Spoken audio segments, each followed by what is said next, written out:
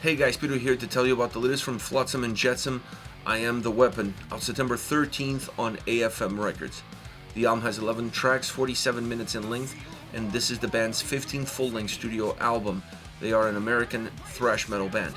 Now, when it comes to the design of this record, the album kind of speaks for itself. It's a record that it doesn't matter the order of the songs, it doesn't matter the track listing.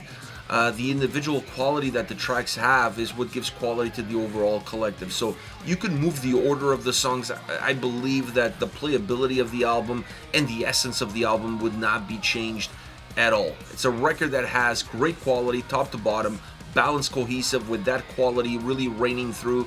And this is what gives this album its own DNA, and this is what gives this album its own experience. Not the track listing, not the order. To me, that kind of became secondary. Now, once it comes into the sound, this is obviously a thrash metal album, but I feel like it's an album that also has a lot of power metal elements, and you see them in two different places.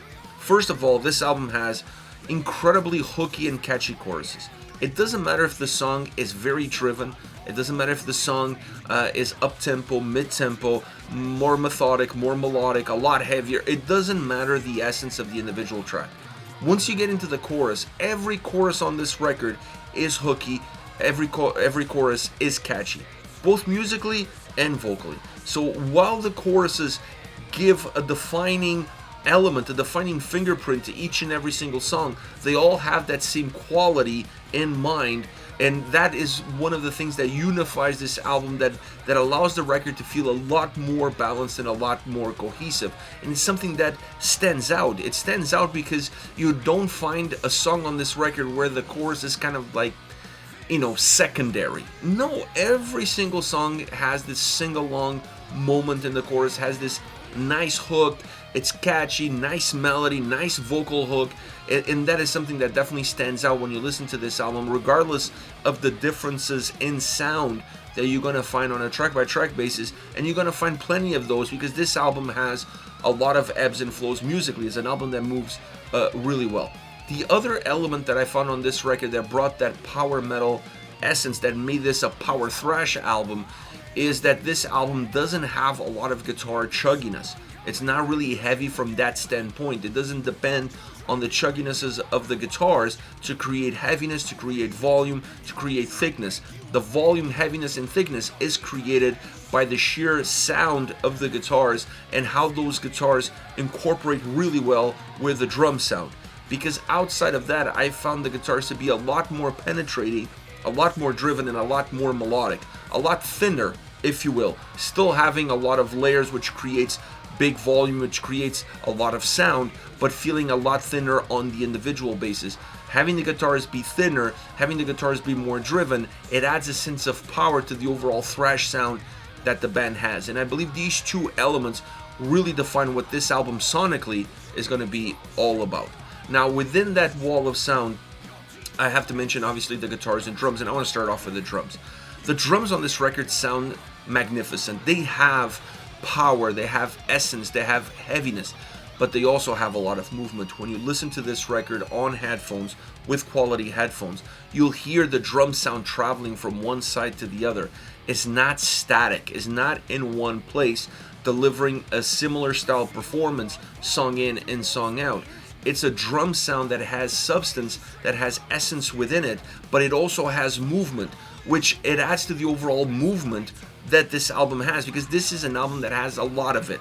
And then you have the guitars. I already mentioned the fact that they have less chugginess, but they still have heaviness, and the way they pair that heaviness with the drum heaviness in order to create some substantial amount of thickness and volume into the sound allows them to also have that more melodic, that more driven, that more narrow experience that really cuts through and allows some of the guitarists on this album to really push, to really ignite the experience of the song. So a very rich sounding album from a guitar standpoint, a lot more elaborate, if you will, with a lot more color, with a lot more room to breathe. It's not an album that guitar-wise feels very confined to one approach, to one style, to one paradigm. And I really like that aspect of the record, and I really like the overall drum sound and overall how this album is presented musically.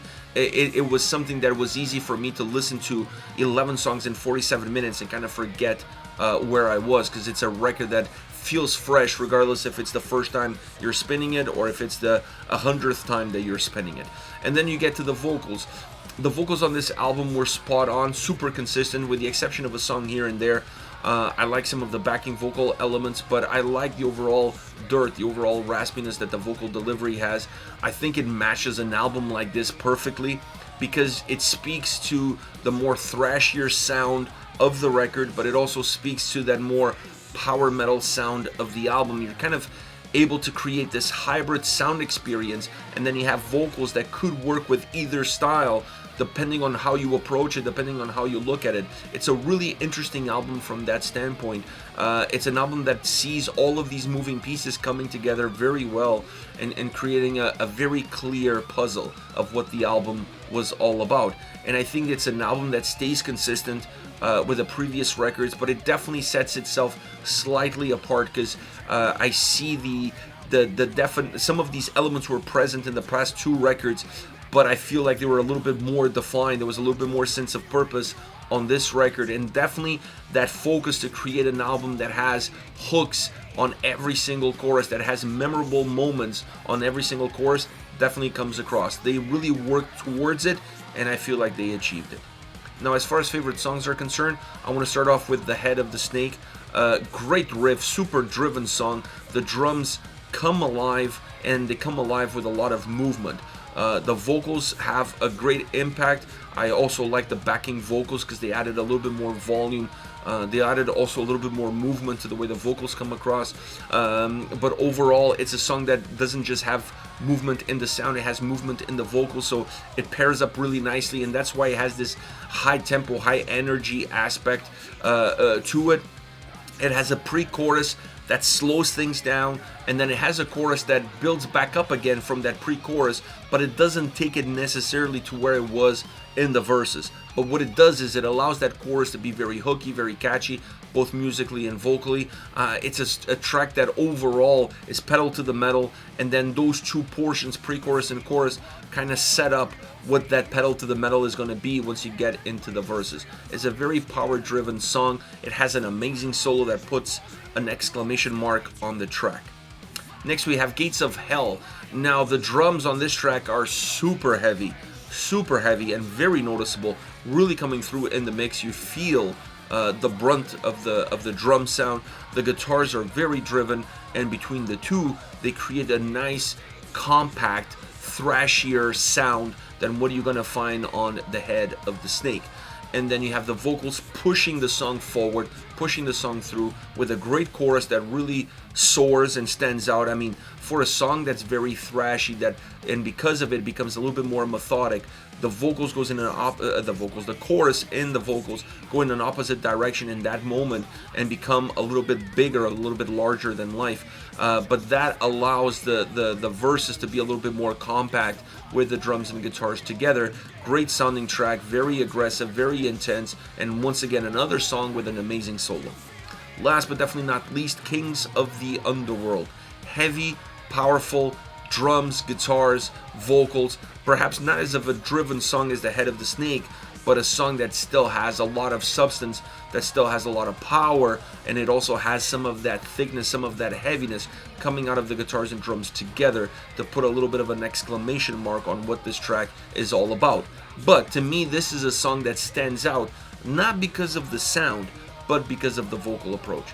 The vocal approach in the verses is unique to this song. It's very unique. It's a very different delivery, and it stands out because of it. Once you get into the chorus, it goes back more into the style of choruses that the record has, but those verses are so unique in that vocal delivery. It's very choppy, come in, go. It's like you're throwing a stone at a pond and it's like skipping, and the vocals kind of come in the verses like that, like they're skipping.